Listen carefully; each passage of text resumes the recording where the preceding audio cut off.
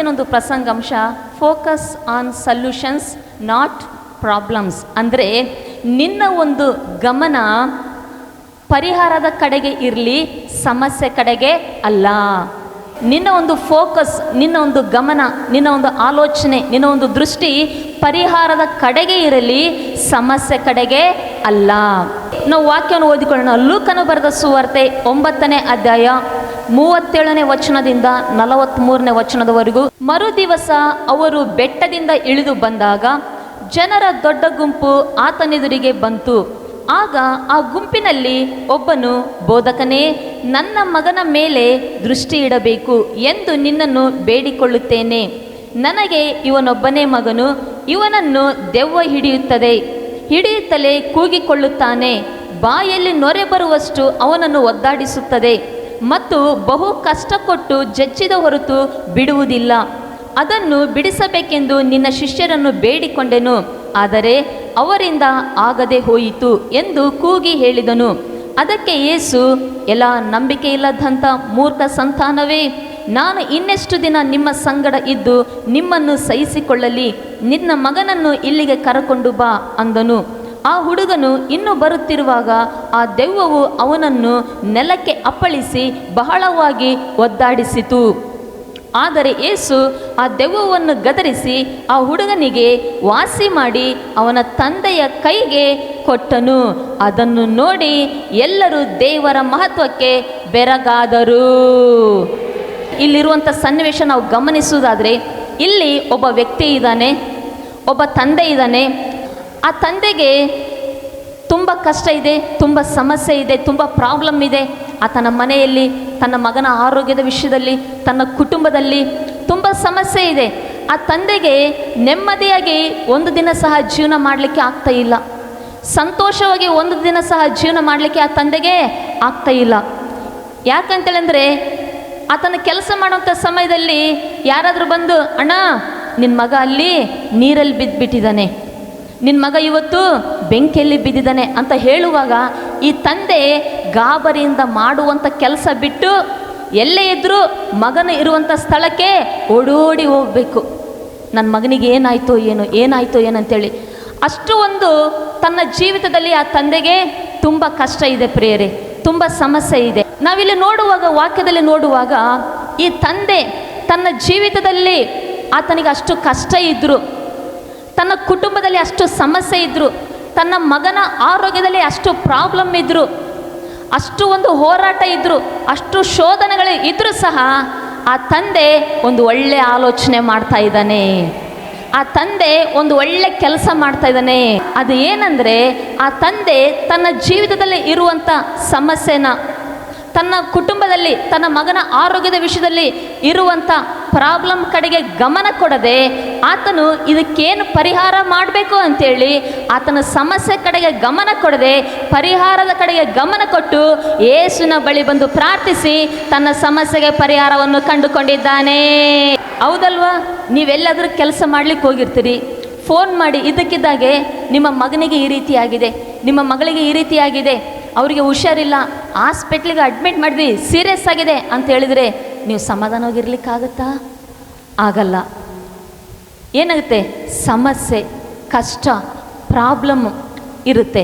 ಆದರೆ ಇಲ್ಲಿ ಈ ತಂದೆ ಸಹ ಒಂದು ಒಳ್ಳೆ ಕೆಲಸ ಮಾಡ್ತಿದ್ದಾನೆ. ಏನು ಅಂದರೆ, ಆತನ ಜೀವಿತದಲ್ಲಿ ಅನೇಕ ಕಷ್ಟ, ಸಮಸ್ಯೆ, ತೊಂದರೆಗಳು, ಪ್ರಾಬ್ಲಮ್ ತನ್ನ ಮನೆಯಲ್ಲೇ ಇದ್ದರೂ ಸಹ ಆತನು ತನ್ನ ಫೋಕಸ್ಸನ್ನು ಆತನು ಸಲ್ಯೂಷನ್ ಕಡೆಗೆ ಕೊಡ್ತದಾನೆ ಹೊರತು ತನ್ನ ಫೋಕಸ್ಸು ಪ್ರಾಬ್ಲಮ್ ಕಡೆಗೆ ಕೊಡ್ತಾ ಇಲ್ಲ. ಅಂದರೆ ತನ್ನ ಗಮನವನ್ನು ಆತನು ಪರಿಹಾರದ ಕಡೆಗೆ ಕೊಡ್ತದಾನೆ, ತನ್ನ ಆಲೋಚನೆಯನ್ನು, ತನ್ನ ದೃಷ್ಟಿಯನ್ನು ಪರಿಹಾರದ ಕಡೆಗೆ ಕೊಡ್ತದಾನೆ ಹೊರತು ಆತನ ಸಮಸ್ಯೆ ಕಡೆ ಆಲೋಚನೆ ಮಾಡ್ತಾ ಇಲ್ಲ, ಸಮಸ್ಯೆ ಬಗ್ಗೆ ಆತನು ದೃಷ್ಟಿಸ್ತಾ ಇಲ್ಲ, ಸಮಸ್ಯೆ ಬಗ್ಗೆ ಆತನು ಫೋಕಸ್ ಮಾಡ್ತಾ ಇಲ್ಲ. ಅಂದರೆ ಈಗ ನೋಡ್ರಿ, ಆತನು ಒಂದು ವೇಳೆ ತನ್ನ ಮನೆಯಲ್ಲಿರುವಂಥ ಆ ಒಂದು ಕಷ್ಟ, ತನ್ನ ಮಗನ ಅನಾರೋಗ್ಯದ ಕುರಿತಾಗಿ ಇರುವಂಥ ಆ ಒಂದು ಬಾಧೆ, ಆ ಒಂದು ಕಷ್ಟ, ಕಿರಿಕಿರಿ ಅದನ್ನು ನೋಡುವಾಗ ಒಂದು ವೇಳೆ ಆ ತಂದೆ, ಅಯ್ಯೋ ನನ್ನ ಮಗನಿಗೆ ಈ ರೀತಿ ಅನಾರೋಗ್ಯ ಇದೆ, ನನ್ನ ಮಗನಿಗೆ ಈ ರೀತಿಯಾಗಿ ಕಷ್ಟ ಇದೆ, ನನ್ನ ಮನೆಯಲ್ಲಿ ಈ ರೀತಿ ಕಷ್ಟ ಇದೆ, ನನ್ನ ಕುಟುಂಬದಲ್ಲಿ ಈ ರೀತಿಯಾಗಿ ಕಷ್ಟ ಇದೆ, ನಮ್ಮ ಒಂದು ಸ್ಥಳದಲ್ಲಿ ನಮ್ಮ ಮನೆಯಲ್ಲಿ ಈ ರೀತಿಯಾಗಿ ತೊಂದರೆ ಇದೆ, ಶೋಧನೆ ಇದೆ, ಹೋರಾಟ ಇದೆ, ನನ್ನ ಮಗನಿಗೆ ದೆವ್ವ ಹಿಡಿದಿದೆ, ಅವನ ಬಾಯಲ್ಲಿ ನೊರೆ ಬರ್ತಾ ಇರುತ್ತೆ, ಅವನಿಗೆ ಈ ರೀತಿಯಾಗಿ ಪ್ರಾಬ್ಲಮ್ ಇದೆ ಅಂತೇಳಿ ಆ ತಂದೆ ಬರೀ ಆ ಕಷ್ಟದ ಬಗ್ಗೆನೇ ಗಮನ ಕೊಡ್ತಾ, ಆ ಕಷ್ಟವನ್ನೇ ಮಾತಾಡುತ್ತಾ, ಅದ್ರ ಬಗ್ಗೆನೇ ಆಲೋಚನೆ ಮಾಡ್ತಾ ಮನೆಯಲ್ಲಿ ಕೂತ್ಕೊಂಡಿದ್ರೆ ಆ ತಂದೆಗೆ ಜೀವನ ಭಾರ ಆಗ್ತಾ ಇತ್ತು, ಆ ತಂದೆಗೆ ಹೃದಯ ಭಾರ ಆಗ್ತಾ ಇತ್ತು, ಆ ತಂದೆಗೆ ಜೀವನ ಕಷ್ಟ ಆಗ್ತಾ ಇತ್ತು. ಆದರೆ ನಾನು ಅಂದ್ಕೊಳ್ತೇನೆ, ಆದರೆ ಈ ತಂದೆ ಆ ರೀತಿ ಮಾಡಲಿಲ್ಲ. ತನ್ನ ಗಮನವನ್ನು, ತನ್ನ ಆಲೋಚನೆಯನ್ನು ಯಾವ ಕಡೆ ಫೋಕಸ್ ಮಾಡಿದ? ಸಲ್ಯೂಷನ್ ಕಡೆಗೆ, ಪರಿಹಾರದ ಕಡೆಗೆ. ನಾನು ಅಂದ್ಕೊಳ್ತೇನೆ, ಈ ತಂದೆ ಧೈರ್ಯವಂತನು, ಈ ತಂದೆ ಜ್ಞಾನವಂತನು. ಅಲ್ಲೆಲಿಯ ಈ ತಂದೆ ಏನು ಮಾಡ್ದ? ಒಂದು ಟೆಕ್ನಿಕ್ ಯೂಸ್ ಮಾಡ್ದ. ಕೆಲವರು ಓದುವಂಥ ಸಮಯದಲ್ಲಿ ಟೆಕ್ನಿಕ್ ಯೂಸ್ ಮಾಡ್ತಾರೆ, ಕೆಲವರು ಕೆಲಸ ಮಾಡುವಂಥ ಸಮಯದಲ್ಲಿ ಟೆಕ್ನಿಕ್ ಯೂಸ್ ಮಾಡ್ತಾರೆ, ಇನ್ನು ಕೆಲವರು ಬಿಸ್ನೆಸ್ಸಲ್ಲಿ, ವ್ಯಾಪಾರದಲ್ಲಿ ಟೆಕ್ನಿಕ್ ಯೂಸ್ ಮಾಡ್ತಾ ಇರ್ತಾರೆ. ಅದೇ ರೀತಿಯಾಗಿ ಈ ತಂದೆ ಸಹ ಏನು ಮಾಡ್ದ? ಆತನು ಸಹ ಒಂದು ಟೆಕ್ನಿಕ್ ಯೂಸ್ ಮಾಡ್ದ. ಏನಂತೇಳಿ ಅಂದರೆ, ದಿನಾ ಈ ಕಷ್ಟದ ಬಗ್ಗೆನೇ ಮಾತಾಡೋ ಬದಲು, ಈ ಕಷ್ಟ, ಈ ಸಮಸ್ಯೆ ಬಗ್ಗೆನೇ ನೋಡೋ ಬದಲು, ಈ ಕಷ್ಟದ ಬಗ್ಗೆನೇ ನಾನು ಆಲೋಚನೆ ಮಾಡೋ ಬದಲು, ಈ ಕಷ್ಟವನ್ನೇ ದೃಷ್ಟಿಸೋದ್ರ ಬದಲು, ಈ ಕಷ್ಟದ ಕಡೆಗೆ ನಾನು ಗಮನ ಕೊಡೋದ್ರ ಬದಲು ಇದಕ್ಕೆ ಪರಿಹಾರ ಏನಂತ ಕಂಡಿಡ್ಬೇಕಂತೇಳಿ ಆ ತಂದೆ ಒಂದು ಟೆಕ್ನಿಕ್ ಯೂಸ್ ಮಾಡ್ದ. ಅದೇನೆಂದರೆ, ಈಗ ಯೇಸುವಿನ ಬಳಿಗೆ ಬಂದು, ದೇವರ ಬಳಿಗೆ ಬಂದು, ದೇವರನ್ನು ಕೂಗಿಕೊಂಡು ತನ್ನ ಪರಿಸ್ಥಿತಿಯನ್ನು, ಮನೆ ಸ್ಥಿತಿಯನ್ನು, ಮನಸ್ಥಿತಿಯನ್ನು ದೇವರ ಬಳಿ ಪ್ರಾರ್ಥಿಸುವಾಗ ಯೇಸು ಸ್ವಾಮಿ ಆತನಿಗೆ ಅದ್ಭುತವಾಗಿ ಬಿಡುಗಡೆಯನ್ನು ಕೊಟ್ಟು ಸಹಾಯ ಮಾಡಿದ್ದಾರೆ. ಪ್ರಿಯ ದೇವರ ಮಕ್ಕಳೇ, ಈ ಸಮಯದಲ್ಲಿ ಜೀಸಸ್ ಲವ್ಸ್ ಯು ಚರ್ಚಲ್ಲಿ ಕೂತ್ಕೊಂಡು ಚಿಕ್ಕಜೋಗಳಿ ಸಭೆಯಲ್ಲಿ ಈ ಒಂದು ಆರಾಧನೆಗೆ ಬಂದು ಈ ಒಂದು ವಾಕ್ಯವನ್ನು ಕೇಳುವಂಥ ದೇವ ಮಕ್ಕಳಿಗೆ ಪರಿಶುದ್ಧಾತ್ಮ ದೇವರು ಹೇಳ್ತಾ ಇದ್ದಾರೆ. ಈ ಒಂದು ಆನ್ಲೈನಲ್ಲಿ ಸಹ ಜಾಯ್ನ್ ಆಗಿ ಯೂಟ್ಯೂಬಲ್ಲಿ ವಾಕ್ಯವನ್ನು ಕೇಳುವಂಥ ದೇವ ಮಕ್ಕಳಿಗೆ ಸಹ ಪರಿಶುದ್ಧಾತ್ಮ ದೇವರು ಹೇಳ್ತಾ ಇದ್ದಾರೆ. ಈ ಒಂದು ವಾಕ್ಯವನ್ನು ಕೇಳುವಂಥ ನೀವುಗಳೆಲ್ಲರೂ ಸಹ ನಿಮ್ಮ ಜೀವಿತದಲ್ಲಿ ಸಹ ನಿಮಗೆ ಅನೇಕ ಕಷ್ಟಗಳು ಇರಬಹುದು, ನಿಮ್ಮ ಮನೆಯಲ್ಲೂ ಸಹ ಅನೇಕ ಒಂದು ಕಿರಿಕಿರಿ ಇರಬಹುದು, ನಿಮ್ಮ ಕುಟುಂಬದಲ್ಲೂ ಸಹ ಅನೇಕ ಒಂದು ಪ್ರಾಬ್ಲಮ್ಸ್ ಇರಬಹುದು, ನಿಮ್ಮ ಒಂದು ಬಿಸ್ನೆಸ್ಸಲ್ಲಿ, ನಿಮ್ಮ ಒಂದು ದುಡಿಮೆಯಲ್ಲಿ ಅನೇಕ ಒಂದು ಹೋರಾಟಗಳು ನಿಮಗೆ ಇರಬಹುದು, ನೀವು ಮಾಡುವಂಥ ಕೆಲಸದಲ್ಲಿ ಅನೇಕ ಒಂದು ಪ್ರಾಬ್ಲಮ್ಸ್ ಇರ್ಬೋದು, ನೀವು ಮಾಡುವಂಥ ಒಂದು ಎಜುಕೇಷನಲ್ಲಿ ಅನೇಕ ಒಂದು ಪ್ರಾಬ್ಲಮ್ಸ್ ಇರ್ಬೋದು, ಸ್ಕೂಲಲ್ಲಿ, ಕಾಲೇಜಲ್ಲಿ ಸಹ ಅನೇಕ ಒಂದು ಪ್ರಾಬ್ಲಮ್ಸ್ ಇರ್ಬೋದು, ಅಥವಾ ನೀವು ಮಾಡುವಂಥ ನೀವು ಜಾಬ್ ಮಾಡಲಿಕ್ಕೆ ಹೋಗುವಂಥ ಸ್ಥಳದಲ್ಲಿ, ಅಂದರೆ ಅದು ಆಫೀಸ್ ಆದರೂ, ಹಾಸ್ಪಿಟಲ್ ಆದರೂ, ಫ್ಯಾಕ್ಟ್ರಿ ಆದರೂ, ಗಾರ್ಮೆಂಟ್ಸ್ ಆದರೂ, ಅಂಗಡಿ ಆದರೂ, ಅಥವಾ ಹೊಲದಲ್ಲೇ ಆದರೂ, ನೀವು ಕೆಲಸ ಮಾಡಲಿಕ್ಕೆ ಹೋಗುವಂಥ ಆ ಒಂದು ಸ್ಥಳದಲ್ಲಿ ಡೇ ಡ್ಯೂಟಿ ಆದರೂ, ನೈಟ್ ಡ್ಯೂಟಿ ಆದರೂ ಅನೇಕ ಕಷ್ಟಗಳು, ಅನೇಕ ಹೋರಾಟಗಳು, ಅನೇಕ ಕಿರಿಕಿರಿಗಳು, ಅನೇಕ ಸಮಸ್ಯೆಗಳು, ಅನೇಕ ಪ್ರಾಬ್ಲಮ್ಸು ನೀವು ಕೆಲಸ ಮಾಡುವಂಥ ಸ್ಥಳದಲ್ಲೂ ಸಹ, ನಿಮ್ಮ ಜೀವಿತದಲ್ಲೂ ಸಹ ಅನೇಕ ಸಮಸ್ಯೆಗಳು ಇರಬಹುದು.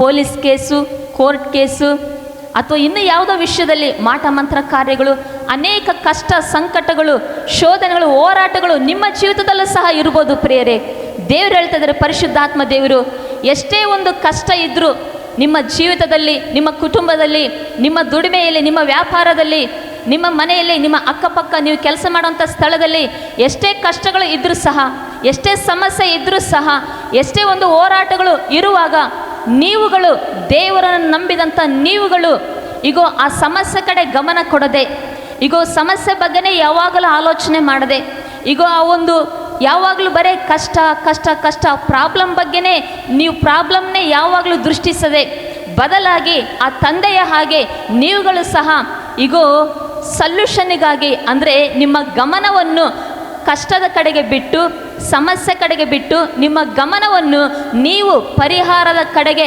ಆಲೋಚನೆ ಮಾಡಿ ದೇವರ ಬಳಿಗೆ ಬಂದು ಪ್ರಾರ್ಥಿಸುವಾಗ ಆ ದಿನ ಆ ತಂದೆಗೆ ಯಾವ ರೀತಿಯಾಗಿ ಯೇಸು ಸ್ವಾಮಿ ಬಿಡುಗಡೆಯನ್ನು, ಪರಿಹಾರವನ್ನು ಕೊಟ್ಟರು, ಈ ದಿನ ನೀವುಗಳು ಸಹ ನಿಮ್ಮ ಸಮಸ್ಯೆ ಬಗ್ಗೆ ಗಮನ ಕೊಡದೆ ದೇವರ ಬಳಿ ಬಂದು ಪರಿಹಾರದ ಬಗ್ಗೆ ನೀವು ಗಮನ ಕೊಟ್ಟು ದೇವರಿಗೆ ಪ್ರಾರ್ಥಿಸುವುದಾದರೆ ಯೇಸು ಸ್ವಾಮಿ ನಿಮಗೆ ಪರಿಹಾರವನ್ನು ಕೊಡೋರಾಗಿದ್ದಾರೆ. ಹಾಗಾಗಿ ಈ ಸಮಯದಲ್ಲಿ ಪರಿಶುದ್ಧಾತ್ಮ ದೇವರು ಹೇಳೋದು, ಆ ದಿನ ತಂದೆ ಏನು ಮಾಡ್ದ?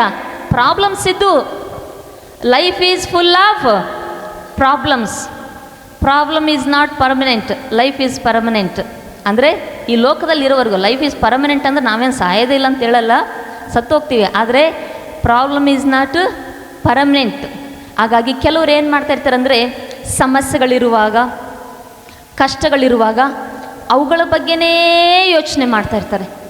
ಯಾವಾಗಲೂ ಬಾಯಿ ಬಿಟ್ಟರೆ ಸಾಕು ಕಷ್ಟ ಕಷ್ಟ ಕಷ್ಟ ಕಷ್ಟ. ನೋಡಿದ್ದೀನಿ ಕೆಲವ್ರನ್ನ, ಅವ್ರ ಬಾಯಲ್ಲಿ ದೇವರು ಅಂತ ಪದ ಬರಲ್ಲ. ನಾನು ಪ್ರೇಯರ್ ಮಾಡ್ತೀನಿ, ದೇವ್ರು ಬಿಡುಗಡೆ ಕೊಡ್ತಾರೆ, ದೇವ್ರು ಸಹಾಯ ಮಾಡ್ತಾರೆ. ಕಷ್ಟ ಕಷ್ಟ ಕಷ್ಟ. ಯಾರಿಗೆಲ್ಲ ಕಷ್ಟ? ಎಲ್ಲರಿಗೂ ಇದೆ ಕಷ್ಟ. ಯಾರಿಗೆ ಕಷ್ಟ ಇಲ್ಲ? ನೀವು ಹೋಗಿ ಪುರುಷರನ್ನ ಕೇಳಿದ್ರೆ ಅವ್ರು ಅಂತಾರೆ, ಅಪ್ಪ ಈ ಜೀವನ ಎಷ್ಟು ಕಷ್ಟ. ಸ್ತ್ರೀಯರನ್ನ ಕೇಳಿದ್ರೆ ಹೇಳ್ತಾರೆ, ಈ ಜೀವನ ಎಷ್ಟು ಕಷ್ಟ. ಸತ್ಯ, ಅದು ಸುಳ್ಳಂತ ಹೇಳಲ್ಲ. ಚಿಕ್ಕ ಮಕ್ಕಳೋಗಿ ಕೇಳ್ರಿ, ಅವ್ರಂತಾರೆ ಎಷ್ಟು ಕಷ್ಟ ಗೊತ್ತಾ, ಅಪ್ಪ ಅಮ್ಮ ಸ್ಕೂಲಿಗೆ ಹೋಗು, ಚೆನ್ನಾಗಿ ಓದು, ಚೆನ್ನಾಗಿ ಮಾರ್ಕ್ಸ್ ತೆಗಿ ಅಂತ ಹೇಳ್ತಾರೆ. ಓದೋದು ಎಷ್ಟು ಕಷ್ಟ ಗೊತ್ತಾ? ಚಿಕ್ಕವ್ರನ್ನ ಕೇಳಿದ್ರು ಕಷ್ಟ ಅಂತಾರೆ. ಮನೆ ಒಳಗಡೆ ಇರೋರಿಗೂ ಕಷ್ಟ, ಮನೆ ಹೊರಗಡೆ ಹೋಗಿ ದುಡಿಮೆ ಮಾಡೋರಿಗೂ ಕಷ್ಟ. ನೋಡೋದಾದರೆ ಎಲ್ಲರಿಗೂ ಕಷ್ಟ ಇದೆ. ಆದರೆ ದೇವರನ್ನು ನಂಬಿದಂಥ ನಾವುಗಳು ಒಂದು ಕೆಲಸ ಮಾಡಬೇಕು. ಏನಂದರೆ, ಆ ತಂದೆ ಯಾವ ರೀತಿಯಾಗಿ ತನ್ನ ಮನೆಯಲ್ಲಿ, ತನ್ನ ಕುಟುಂಬದಲ್ಲಿ ಅಷ್ಟು ಕಷ್ಟ ಇದ್ದರೂ ಕೂಡ ಆತನು ತನ್ನ ಒಂದು ಫೋಕಸ್ಸನ್ನು, ತನ್ನ ಒಂದು ಆಲೋಚನೆಯನ್ನು, ತನ್ನ ಒಂದು ಗಮನವನ್ನು ಆ ಕಷ್ಟದ ಕಡೆಗೆ ಕೊಡದೆ ಇದಕ್ಕೇನು ಪರಿಹಾರ ಅಂತೇಳಿ ಪರಿಹಾರದ ಕಡೆಗೆ ಗಮನ ಕೊಟ್ಟನು. ಆ ಪರಿಹಾರದ ಕಡೆಗೆ ಗಮನ ಕೊಟ್ಟು ಯೇಸುನ ಬಳಿಗೆ ಬಂದು ಪ್ರಾರ್ಥಿಸಿದ ಹಾಗೆ ನೀನು ಸಹ ದೇವರ ಬಳಿಗೆ ಬಂದು ಕಷ್ಟದ ಕುರಿತಾಗಿ ನೀನು ಗಮನ ಕೊಡದೆ ಪರಿಹಾರದ ಕಡೆಗೆ ಗಮನ ಕೊಟ್ಟು ಯೇಸುನ ಬಳಿಗೆ ಬಂದು ಪ್ರಾರ್ಥಿಸುವುದಾದರೆ ನಿನ್ನ ಎಲ್ಲ ಪ್ರಾಬ್ಲಮ್ಗಳಿಗೆ ಯೇಸು ಪರಿಹಾರವಾಗಿದ್ದಾರೆ. ಇನ್ನೊಂದು ವಿಷಯ ಹೇಳ್ತೀನಿ, ಚೆನ್ನಾಗಿ ಕೇಳಿಸ್ಕೊಳ್ರಿ. ನೀನು ಈ ಲೋಕದಲ್ಲಿ ಕಷ್ಟದಲ್ಲಿ ಹಾದು ಹೋಗ್ತಾ ಇದೆಯಾ? ಕಣ್ಣೀರಿನಲ್ಲಿ ಹಾದು ಹೋಗ್ತಾ ಇದೆಯಾ? ಚಿಂತೆಯಲ್ಲಿ ಹಾದು ಹೋಗ್ತಾ ಇದೆಯಾ? ಇಕ್ಕಟ್ಟಿನಲ್ಲಿ, ಹೋರಾಟಗಳಲ್ಲಿ, ಕಿರಿಕಿರಿ ಪರಿಸ್ಥಿತಿಗಳಲ್ಲಿ ಹಾದು ಹೋಗ್ತಾ ಇದೆಯಾ? ಅಂಥ ಒಂದು ಸಮಯದಲ್ಲಿ ನೀನು ಸಮಸ್ಯೆಯನ್ನೇ ಹೆಚ್ಚು ದೃಷ್ಟಿಸುವುದಾದರೆ ಸಮಸ್ಯೆ ನಿನಗೆ ದೊಡ್ಡದಾಗಿ ಕಾಣುತ್ತೆ. ಯಾವಾಗಲೂ ಸಮಸ್ಯೆನೇ ನೀನು ಅದ್ರ ಕಡೆಗೆ ಗಮನ ಕೊಟ್ಟು ಅದ್ರ ಬಗ್ಗೆ ಆಲೋಚನೆ ಮಾಡುತ್ತಾ, ಅದ್ರ ಬಗ್ಗೆ ಫೋಕಸ್ ಮಾಡ್ತಾ ಅದನ್ನೇ ದೃಷ್ಟಿಸಿದರೆ ಅದೇ ನಿನಗೆ ದೊಡ್ಡದಾಗಿ ಕಾಣುತ್ತೆ. ಸಮಸ್ಯೆನೇ ನಿನಗೆ ಬೆಟ್ಟದ ಹಾಗೆ, ಶಿಖರದ ಹಾಗೆ ದೊಡ್ಡದಾಗಿ ಕಾಣುತ್ತೆ. ಆದರೆ ಅದ್ರ ಬದಲು ನೀನು ನಿನ್ನ ಗಮನವನ್ನು, ನಿನ್ನ ಆಲೋಚನೆಯನ್ನು, ನಿನ್ನ ಫೋಕಸ್ಸನ್ನು ಪರಿಹಾರದ ಕಡೆಗೆ ಕೊಡುವಾಗ, ದೇವರ ಕಡೆಗೆ ಕೊಡುವಾಗ, ನೀನು ದೇವರನ್ನೇ ದೃಷ್ಟಿಸುವಾಗ, ದೇವರಿಗೆ ನೀನು ಮೊರೆ ಇಡುವಾಗ, ದೇವರಿಗೆ ನೀನು ಪ್ರಾರ್ಥಿಸುವಾಗ ದೇವರು ನಿನಗೆ ದೊಡ್ಡದಾಗಿ ಕಾಣ್ತಾರೆ.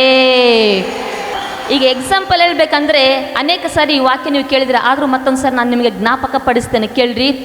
ಬೈಬಲಲ್ಲಿ ನಾವು ನೋಡುವುದಾದರೆ ಫಿಲಿಷ್ಟಿಯರಿಗೂ ಇಸ್ರಾಯೇಲರಿಗೂ ಯುದ್ಧ ನಡೀತಾ ಇದೆ. ಅಂಥ ಸಮಯದಲ್ಲಿ ಇಸ್ರಾಯೇಲರು ಫಿಲಿಷ್ಟಿಯರ ಮೇಲೆ ಯುದ್ಧಕ್ಕೆ ಹೋಗ್ತಾ ಇಲ್ಲ. ಯಾಕೆ ಅಂದರೆ, ಫಿಲಿಷ್ಟಿಯರ ಸೈನ್ಯದಲ್ಲಿ ಒಬ್ಬನು ರಣಶೂರನಿದ್ದಾನೆ. ಅವನ ಹೆಸರು ಗೋಲ್ಯಾತನು. ಅವನು ತುಂಬ ಬಲಾಢ್ಯನು. ಅವನ ಪರ್ಸನಾಲಿಟಿ ಹತ್ರ ಹೋಗಿ ಟಚ್ ಮಾಡೋದಲ್ಲ, ನೋಡಿದರೆ ಸಾಕು ಭಯ ಪಡುವಂಥ ಪರ್ಸನಾಲಿಟಿ. ಆದರೆ ಸೌಲನು ಮತ್ತು ಇಸ್ರಾಯೇಲರು ಏನು ಮಾಡಿದ್ದಾರೆ? ಗೋಲ್ಯಾತನನ್ನು ನೋಡಿ ಭಯಪಟ್ಟಿದ್ದಾರೆ, ಯುದ್ಧ ಮಾಡಲಿಕ್ಕೆ ಹೋಗ್ತಾ ಇಲ್ಲ. ಯಾಕೆ ಅಂದರೆ ಅವರು ಗೋಲ್ಯಾತನನ್ನು ನೋಡಿ ಭಯಪಟ್ಟು, ಅಪ್ಪ ಇಂಥ ದೊಡ್ಡ ವ್ಯಕ್ತಿ ಮುಂದೆ, ಇಂಥ ರಣಶೂರನ ಮುಂದೆ ನಾವು ಯುದ್ಧ ಮಾಡಿ ಗೆಲ್ಲಲಿಕ್ಕೆ ಆಗಲ್ಲ ಅಂತೇಳಿ ಭಯಪಟ್ಟು ಸೌಲನು ಮತ್ತು ಇಸ್ರಾಯೇಲರು ಏನು ಮಾಡಿದ್ದಾರೆ? ಅವರು ಹಿಂದೆ ಸರಿದ್ದಾರೆ, ಅಡಗಿಕೊಂಡಿದ್ದಾರೆ. ಗೋಲ್ಯಾತನ ದೃಷ್ಟಿಸುವಾಗ ಗೋಲ್ಯಾತನ ದೊಡ್ಡದಾಗಿ ಕಾಣಿಸ್ತ, ಭಯಪಟ್ಟರು, ಅಡಗಿಕೊಂಡ್ರು, ಯುದ್ಧ ಮಾಡಲಿಕ್ಕೆ ಹೋಗಲಿಲ್ಲ. ಆದರೆ ದಾವೀದನು ಬಂದ. ಹಲ್ಲೆಲೂಯ. ದಾವೀದನು ಬರುವಾಗ ಅದೇ ಗೋಲ್ಯಾತನನ್ನು ನೋಡ್ತಾ ಇದ್ದಾನೆ. ನೋಡುವಾಗ ದಾವೀದನು ಹೇಳ್ತಾನೆ, ನಾನು ನನ್ನ ಯೆಹೋವನ ನಾಮ ಬಲದಲ್ಲಿ ನಿನ್ನ ಮೇಲೆ ಯುದ್ಧ ಮಾಡಲಿಕ್ಕೆ ಬರುತ್ತೇನೆ. ಯಾಕೆ ದಾವೀದನಿಗೆ ಅಷ್ಟು ಧೈರ್ಯ? ಯಾಕೆ ದಾವೀದನಿಗೆ ಸೇಮ್ ಗೋಲ್ಯಾತನ್ನೇ ಸೌಲನು ಮತ್ತು ಇಸ್ರಾಯೇಲರು ನೋಡಿದ್ರು, ಅದೇ ಗೋಲ್ಯಾತನೇ ದಾವೀದನು ಸಹ ನೋಡಿದ. ಆದರೆ ಸೌಲನಿಗೆ, ಇಸ್ರಾಯೇಲರಿಗೆ ಆ ಧೈರ್ಯ ಬರಲಿಲ್ಲ. ದಾವೀದನಿಗೆ ಆ ಧೈರ್ಯ ಬಂತು. ಏನು ಕಾರಣ ಅಂದರೆ, ಸೌಲನು ಇಸ್ರಾಯೇಲರು ಏನು ಮಾಡಿದ್ರು? ಅವ್ರ ಗಮನ ಎಲ್ಲ ದೇವ್ರ ಮೇಲೆ ಇರಲಿಲ್ಲ, ಗೋಲ್ಯಾತನ ಮೇಲೆ ಇತ್ತು. ಅವರ ಆಲೋಚನೆ, ಅಬ್ಬಬ್ಬಬ್ಬು ಅವನೆಷ್ಟು ಇಟ್ಟಿದ್ದಾನೆ, ಅವನು ಹೀಗಿದ್ದಾನೆ, ಜಸ್ಟ್ ಒಂದು ಸರಿ ಹೊಡೆದ್ರೆ ಸಾಕು ನಾವು ಹಾಗೆ ಸತ್ತೋಗಿಬಿಡ್ತೀವೇನೋ ಅಂತ ಸಮಸ್ಯೆಯ ಬಗ್ಗೆನೇ ಆಲೋಚನೆ ಮಾಡ್ತಾಯಿದ್ರು, ಶತ್ರು ಬಗ್ಗೆನೇ ಆಲೋಚನೆ ಮಾಡ್ತಾಯಿದ್ರು. ಅವನನ್ನೇ ಹೆಚ್ಚು ದೃಷ್ಟಿಸಿದರು. ಹೆಚ್ಚು ಅವನನ್ನು ದೃಷ್ಟಿಸಿದಕ್ಕೆ ಗೋಲ್ಯಾತನೇ ದೊಡ್ಡದಾಗಿ ಕಂಡ ಅವ್ರ ಕಣ್ಣಿಗೆ. ಆದರೆ ದಾವೀದನು ಅವನು ಪ್ರಾಬ್ಲಮನ್ನು ಅವನೇನು ಮಾಡ್ದ, ಪ್ರಾಬ್ಲಮ್ನ ದೃಷ್ಟಿಸಲಿಲ್ಲ. ಗೋಲ್ಯಾತನ ಬಗ್ಗೆ ಅವನು ಫೋಕಸ್ ಮಾಡಲಿಲ್ಲ, ಅವನು ಗೋಲ್ಯಾತನ ಬಗ್ಗೆ ಅವನು ಆಲೋಚನೆ ಮಾಡಲಿಲ್ಲ. ಬದಲಾಗಿ ಈ ಪ್ರಾಬ್ಲಮ್ ಇದೆ ಅಲ್ವಾ, ಇದಕ್ಕೇನು ಪರಿಹಾರ ಮಾಡಬೇಕು, ಕವಣೆ ತಗೋಬೇಕು, ಕಲ್ಲು ತಗೋಬೇಕು ಅಂಥೇಳಿ ಅದಕ್ಕೆ ಪರಿಹಾರ ಕಂಡುಕೊಂಡು ದೇವರ ಬಳಿ ಪ್ರಾರ್ಥಿಸಿ, ದೇವರೇ ನಿನ್ನ ನಾಮದಲ್ಲಿ ನಾನು ಹೋಗುತ್ತೇನೆ, ನಿನ್ನ ನಾಮದಲ್ಲಿ ನಾನು ಯುದ್ಧ ಮಾಡಲಿಕ್ಕೆ ಹೋಗ್ತೇನೆ, ನನಗೆ ಜಯ ಕೊಡು ಅಂತೇಳಿ ದೇವರಿಗೆ ಅವನು ಪ್ರಾರ್ಥನೆ ಮಾಡಿದ. ಅವನು ದೇವರನ್ನು ಹೆಚ್ಚಾಗಿ ದೃಷ್ಟಿಸಿದ ದಾವೀದನು. ದೇವರ ಕುರಿತಾಗಿ ಅವನು ಆಲೋಚನೆ ಮಾಡಿದ, ದೇವ್ರು ನನಗೆ ಜಯ ಕೊಡ್ತಾನಂತ. ಗೋಲ್ಯಾತನ ಬಿಟ್ಟು ದೇವರ ಕಡೆ ಫೋಕಸ್ ಮಾಡಿದ ಅವನು. ಆ ರೀತಿ ಫೋಕಸ್ ಮಾಡುವಾಗ ದೇವರು ಅವನಿಗೆ ಧೈರ್ಯವನ್ನು ಕೊಟ್ಟು ಅವನ ಒಂದು ಪ್ರಾಬ್ಲಮ್ಗೆ ಗೋಲ್ಯಾತನನ್ನು ಕೊಂದು ಜಯಿಸುವಂತೆ ದೇವರು ಪರಿಹಾರವನ್ನು ಕೊಟ್ಟು ಆಶೀರ್ವಾದ ಮಾಡಿದ್ದಾರೆ. ಈಗ ಇನ್ನೊಂದು ಮಾತಾಡ್ತೀನಿ, ಅದು ನಿಮ್ಮ ಹಾರ್ಟಿಗೆ ಟಚ್ ಆದರೆ ನೋಡ್ತೀನಿ ನೀವು ದೇವ್ರಿಗೆ ಹೆಂಗೆ ಚಪ್ಪಾಳೆ ತಡ್ತೀರಂತ. ರೆಡಿನಾ? Ready ready okay. ಏನಂತೇಳಂದರೆ, ನಿಮ್ಮ ಜೀವಿತದಲ್ಲಿ ಅನೇಕ ಕಷ್ಟಗಳು, ಹೋರಾಟಗಳು, ಸಮಸ್ಯೆಗಳು ಇರಬಹುದು. ಹಲ್ಲೆಲೂಯಾ. ಆದರೆ ನೀವು ದೇವರಿಗೆ ಹೇಳ್ಬೇಡ್ರಿ, ದೇವರೇ ನನಗೆ ದೊಡ್ಡ ಕಷ್ಟ ಇದೆ, ದೇವರೇ ನನಗೆ ದೊಡ್ಡ ಸಮಸ್ಯೆ ಇದೆ, ದೇವರೇ ನನಗೆ ದೊಡ್ಡ ಪ್ರಾಬ್ಲಮ್ ಇದೆ ಅಂತ ದೇವರಿಗೆ ಹೇಳ್ಬೇಡ್ರಿ. ನಿಮ್ಮ ಕಷ್ಟಕ್ಕೆ ಹೇಳ್ರಿ, ನಿಮ್ಮ ಪ್ರಾಬ್ಲಮ್ಗೆ ಹೇಳ್ರಿ, ನನಗೆ ದೊಡ್ಡ ದೇವರು ಇದ್ದಾನೆ. ಇಂಗ್ಲೀಷ್ನಾಗ ಭಾಳ ಚೆನ್ನಾಗೈತೆ, don't tell to god you have a big problem, tell to your problem you have a big god. ಅಂದರೆ ನೀವು ದೇವರಿಗೆ ಹೇಳ್ಬೇಡ್ರಿ, ದೇವರೇ ನನಗೆ ದೊಡ್ಡ ಕಷ್ಟ ಐತಪ್ಪ, ದೇವರೇ ನನಗೆ ದೊಡ್ಡ ಸಮಸ್ಯೆ ಐತಪ್ಪ, ದೇವರೇ ನನಗೆ ದೊಡ್ಡ ಹೋರಾಟ ಐತಪ್ಪ ಅಂತ ದೇವ್ರಿಗೆ ಹೇಳ್ಬೇಡ್ರಿ. ನಿಮ್ಮ ಸಮಸ್ಯೆಗೆ ಹೇಳ್ರಿ, ನಿಮ್ಮ ಪರಿಸ್ಥಿತಿಗಳಿಗೆ ಹೇಳ್ರಿ, ನಿಮ್ಮ ಶೋಧನೆಗೆ ಹೇಳ್ರಿ, ನಿಮ್ಮ ಹೋರಾಟಗಳಿಗೆ ಹೇಳ್ರಿ, ನಾನು ನಂಬಿದ ದೇವರು ದೊಡ್ಡವನು. ಈಗ ಇನ್ನೊಂದು ವಚನ ಓದ್ತೀನಿ. ಆ ವಚನ ಓದುವಾಗ ಆ ದೇವರ ವಾಕ್ಯ ನಿಮ್ಮ ಹಾರ್ಟಿಗೆ ಟಚ್ ಆದರೆ ದೇವ್ರಿಗೆ ಚಪ್ಪಾಳೆ ತಟ್ಟಬೇಕು. ರೆಡಿನಾ? ರೆಡಿನಾ? 1ನೇ ಯೋಹನ ಬರೆದ ಪುಸ್ತಕ, ಈಗ ಹೇಳ್ತೀನಿ ಕೇಳಿಸ್ಕೊಳ್ರಿ. 1ನೇ ಯೋಹನ ಪುಸ್ತಕ 4ನೇ ಅಧ್ಯಾಯ 4ನೇ ವಚನದಲ್ಲಿ ಈ ರೀತಿಯಾಗಿ ದೇವ್ರ ವಾಕ್ಯ ಇದೆ, ಈ ಲೋಕದಲ್ಲಿ ಇರುವಾತನಿಗಿಂತ ನಮ್ಮೊಳಗಡೆ ಇರುವ ದೇವರು ಹೆಚ್ಚಿನವನು, ದೊಡ್ಡವನಾಗಿದ್ದಾನೆ. ಪಕ್ಕದಲ್ಲಿರೋರಿಗೆ ಹೇಳ್ರಿ ಒಂದ್ಸರಿ ಶೇಕ್ ಹ್ಯಾಂಡ್ ಮಾಡಿ, ಪ್ರೈಸ್ ದ ಲಾರ್ಡ್ ಅಮ್ಮ, ಪ್ರೈಸ್ ದ ಲಾರ್ಡ್ ಅಪ್ಪ. Focus on solutions not problems.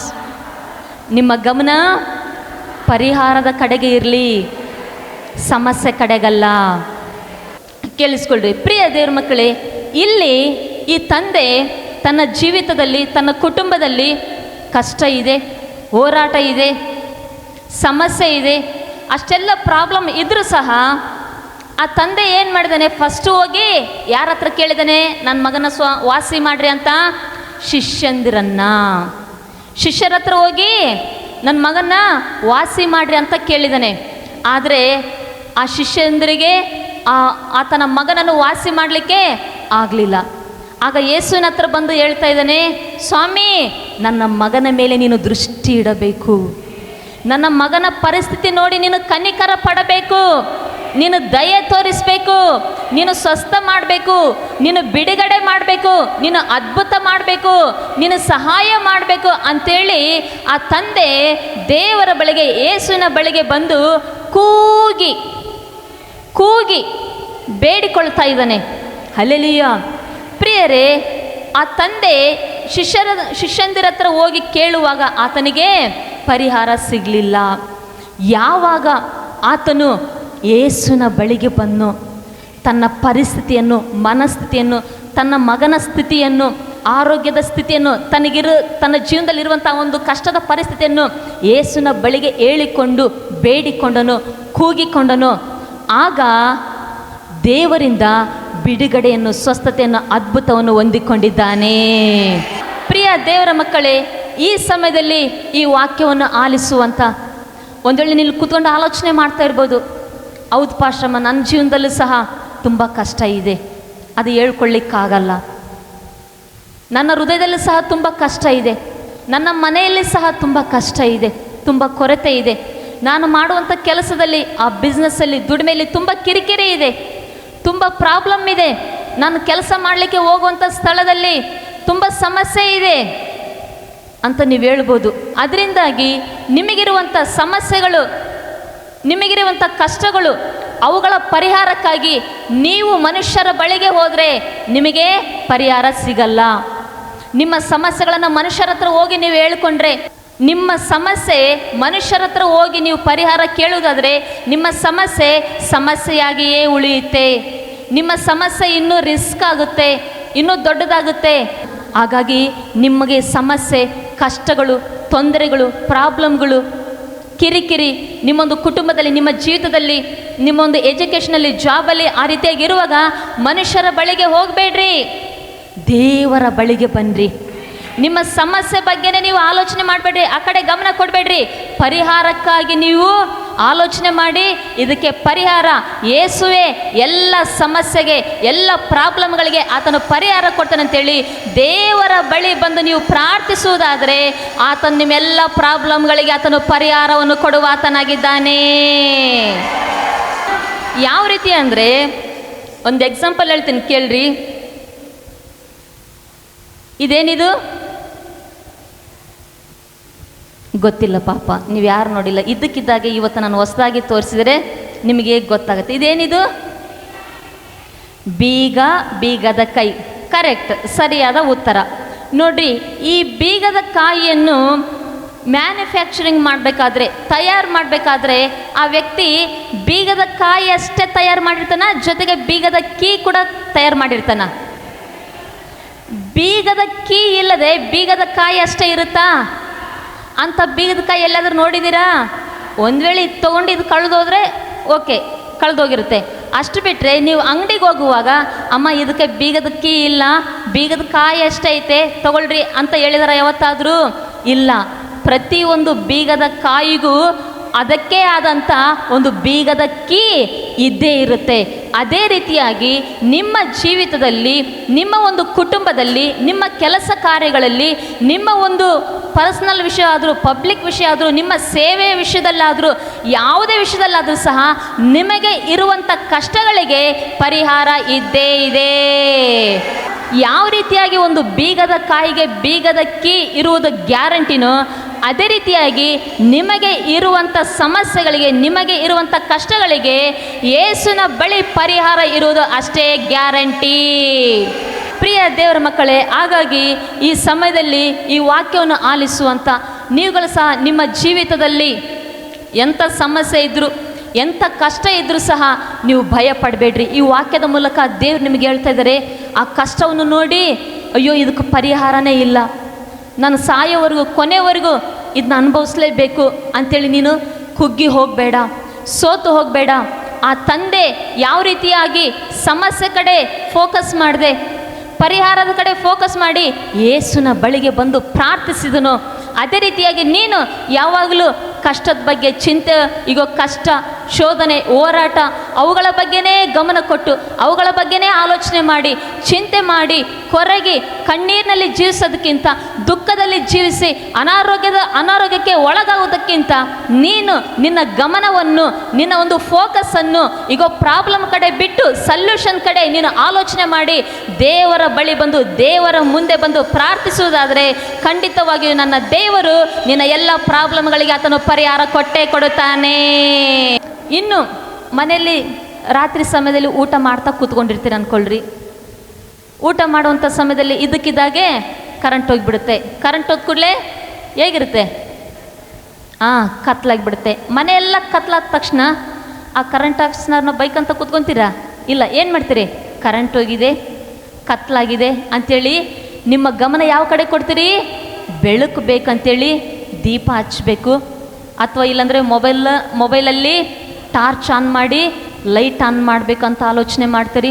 ಅಥವಾ ಇಲ್ಲ ಮನೇಲಿ ಯಾವುದಾದ್ರೂ ಒಂದು ಚಾರ್ಜಿಂಗ್ ಲೈಟು, ಸೋಲಾರ್ ಲೈಟು ಇದ್ದರೆ ಅದನ್ನ ಆನ್ ಮಾಡಬೇಕು. ಅಂದರೆ ಒಂದು ಸಮಸ್ಯೆ ಬರುವಾಗ ಏನು ಯೋಚನೆ ಮಾಡ್ತೀರಂದರೆ ಅದಕ್ಕೆ ಪರಿಹಾರವನ್ನು ಈ ಕಡೆ ಗಮನ ಕೊಡ್ತೀರಿ. ಹಲ್ಲೆಲೂಯಾ. ಇನ್ನು ಹೊಲದಲ್ಲಿ ಬೆಳೆ ಹಾಕಿರ್ತೀರಿ, ಆ ಬೆಳೆಗೆ ರೋಗ ಬೀಳುವಾಗ, ಹುಳ ಬೀಳುವಾಗ ಸುಮ್ಮನೆ ನೋಡ್ತಾ ಇರಲ್ಲ. ಏನು ಮಾಡ್ತಾನೆ ಆ ರೈತನು? ಆಲೋಚನೆ ಮಾಡ್ತಾನೆ, ಈ ಬೆಳೆಗೆ ಔಷಧಿ ಹಾಕಬೇಕು, ಔಷಧ ಹೊಡಿಬೇಕು ಅಂಥೇಳಿ ಆಲೋಚನೆ ಮಾಡ್ತಾನೆ, ಪರಿಹಾರದ ಕಡೆ ಗಮನ ಕೊಡ್ತಾನೆ. ಅದೇ ರೀತಿಯಾಗಿ ನೀವುಗಳು ಸಹ, ನನಗೆ ಗೊತ್ತಿಲ್ಲ ನಿಮ್ಮಲ್ಲಿ ಯಾರ್ಯಾರು ಎಂತೆಂಥ ಕಷ್ಟದಲ್ಲಿ ಇದ್ದೀರಂತ ದೇವ್ರಿಗೆ ಗೊತ್ತಿದೆ. ನೀವುಗಳು ಈ ಸಮಯದಲ್ಲಿ ವಾಕ್ಯ ಕೇಳುವಾಗ ನಿಮ್ಮ ಮನಸ್ಸು ನಿಮ್ಗೆ ಹೇಳ್ತಾ ಇದೆ, ಹೌದಲ್ವಾ ಇಂಥ ಕಷ್ಟ ನಿನಗಿದೆ ಅಂತೇಳಿ. ಆದರೆ ಆ ಕಷ್ಟದ ಬಗ್ಗೆನೇ ನೀನು ಆಲೋಚನೆ ಮಾಡಬೇಡ, ಆ ಕಷ್ಟದ ಬಗ್ಗೆನೇ ನೀನು ಗಮನ ಕೊಡಬೇಡ, ಆ ಕಷ್ಟವನ್ನೇ ದೃಷ್ಟಿಸಬೇಡ. ಈ ವಾಕ್ಯದ ಮೂಲಕ ಪರಿಶುದ್ಧಾತ್ಮ ದೇವರು ನಿನಗೆ ಹೇಳ್ತಾರೆ, ಆ ಕಷ್ಟಕ್ಕೆ ಪರಿಹಾರ ಏನು ಅಂತ ನೀನು ದೇವರಿಗೆ ಪ್ರಾರ್ಥನೆ ಮಾಡು. ನೀನು ನಿನ್ನ ಒಂದು ಫೋಕಸನ್ನು ಪ್ರಾಬ್ಲಮ್ ಕಡೆಗೆ ಅಲ್ಲ, ಸಲ್ಯೂಷನ್ ಕಡೆಗೆ ನೀನು ಫೋಕಸ್ ಮಾಡು. ಆ ರೀತಿಯಾಗಿ ಮಾಡುವಾಗ ನಮ್ಮ ದೊಡ್ಡ ದೇವರು, ಪರಿಹಾರಕನಾದಂಥ ದೇವರು, ಆತ ನಿನಗೆ ಎಲ್ಲ ಸಮಸ್ಯೆಗಳಿಂದ, ಪ್ರಾಬ್ಲಮ್ಗಳಿಂದ ಬಿಡುಗಡೆ ಕೊಟ್ಟು ನೀನು ರಿಲ್ಯಾಕ್ಸ್ ಆಗಿ ಜೀವಿಸುವಂತೆ ಆತನ ಆಶೀರ್ವಾದ ಮಾಡುತ್ತಾನೆ. ನಿಮಗಿರುವಂಥ ಸಮಸ್ಯೆಗಳು, ನಿಮಗಿರುವಂಥ ಕಷ್ಟಗಳು, ಮನೆಯಲ್ಲಾದರೂ, ನೀವು ಕೆಲಸ ಮಾಡಲಿಕ್ಕೆ ಹೋಗುವಂಥ ಸ್ಥಳದಲ್ಲಾದರೂ, ರಿಲೇಷನ್ಸಲ್ಲಾದರೂ, ಫ್ರೆಂಡ್ಸ್ ಮಧ್ಯದಲ್ಲಾದರೂ, ಗಂಡ ಹೆಂಡತಿ ಮಧ್ಯದಲ್ಲಾದರೂ, ಅಥವಾ ಅಕ್ಕಪಕ್ಕದ ಅವರಿಂದ ಆದರೂ ಸಮಸ್ಯೆಗಳಿರುವಾಗ ನೀವುಗಳು ನಿಮ್ಮ ಸಮಸ್ಯೆ ಬಗ್ಗೆನೇ ಗಮನ ಕೊಡಬೇಡ್ರಿ. ಯಾವಾಗಲೂ ಅವ್ರು ಹಂಗೆ ಮಾಡ್ತಾರೆ, ಇವ್ರು ಹಿಂಗೆ ಮಾಡ್ತಾರೆ, ಅದು ಹಂಗೈತೆ, ಅದು ಹಿಂಗೈತೆ, ಅದು ಆಗಲ್ಲ, ಅದು ಹೋಗಲ್ಲ, ಅದು ಬರಲ್ಲ, ಅದು ಇಷ್ಟೇ, ಅದು ನಡೆಯಲ್ಲ, ನಾನು ಮೊದಲಿಂದ ನೋಡಿಬಿಟ್ಟಿದ್ದೀನಿ, ಹುಟ್ಟಿದಾಗಿಂದ ನೋಡಿಬಿಟ್ಟಿದ್ದೀನಿ, ಅದಷ್ಟೇ ಸಮಸ್ಯೆ ಅಂತ ನೀನು ಸಮಸ್ಯೆ ಬಗ್ಗೆ ಗಮನ ಕೊಟ್ಟರೆ ನಿನಗೆ ಸಮಸ್ಯೆನೇ ದೊಡ್ಡದಾಗಿ ಕಾಣುತ್ತೆ, ಪರಿಸ್ಥಿತಿ ಬದಲಾಗಲ್ಲ. ಅಲ್ಲೆಲೂಯ. ಅದ್ರ ಬದಲು ನೀನು ಆ ತಂದೆಯ ಹಾಗೆ ಸಮಸ್ಯೆ ಕಡೆ ಗಮನ ಕೊಡೋದು ಬಿಟ್ಟು ಪರಿಹಾರದ ಕಡೆ ಗಮನ ಕೊಟ್ಟು ಇದಕ್ಕೇನು ಮಾಡ್ಬೋದು, ಏನು ಮಾಡಬೇಕು ದೇವರೇ ಅಂಥೇಳಿ ದೇವರ ಮುಂದೆ, ದೇವರ ಬಳಿ ಬಂದು ನೀನು ಪ್ರಾರ್ಥಿಸುವುದಾದರೆ ನಿಜವಾಗ್ಲೂ ಹೇಳ್ತೀನಿ ನೀವು ಆರೋಗ್ಯವಾಗಿರ್ತೀರ ಮತ್ತು ದೇವರಿಂದ ನಿಮ್ಮ ಸಮಸ್ಯೆಗೆ, ನೀವು ಎಲ್ಲ ಪ್ರಾಬ್ಲಮ್ಗಳಿಗೆ ಪರಿಹಾರವನ್ನು ಹೊಂದಿಕೊಂಡು ದೇವರಿಗೆ ಇನ್ನೂ ಹೆಚ್ಚಾಗಿ ಸ್ತುತಿ ಮಾಡೋರಾಗ್ತೀರಾ. ನಿಮಗೊಂದು ನಂಬಿಕೆ ಇರಲಿ, ನಿಮ್ಮ ಹೃದಯದಲ್ಲಿ ಒಂದು ಧೈರ್ಯ ಇರಲಿ. ಏನಂತೇಳಂದರೆ, ನಿಜವಾಗ್ಲೂ ಆ ದಿನ ಆ ತಂದೆ ಯಾವ ರೀತಿಯಾಗಿ ತನಗೆ ಸಮಸ್ಯೆ ಬರುವಾಗ ಆ ತಂದೆ ಏನು ಮಾಡ್ದ, ಸಮಸ್ಯೆ ಕಡೆ ಗಮನ ಕೊಡಲಿಲ್ಲ. ಇನ್ನು ನಾವು ಬೈಬಲಲ್ಲಿ ನೋಡೋದಾದರೆ, ಪ್ರವಾದಿ ಮಂಡಳಿಯಲ್ಲಿ ಒಬ್ಬಾತನ ಹೆಂಡತಿ, ಆಕೆಗೆ ಗಂಡ ಸತ್ತು ಹೋಗಿದ್ದಾನೆ, ಮಕ್ಕಳಿಬ್ಬರಿದ್ದಾರೆ, ಸಾಲದ ಸಮಸ್ಯೆ ಇದೆ.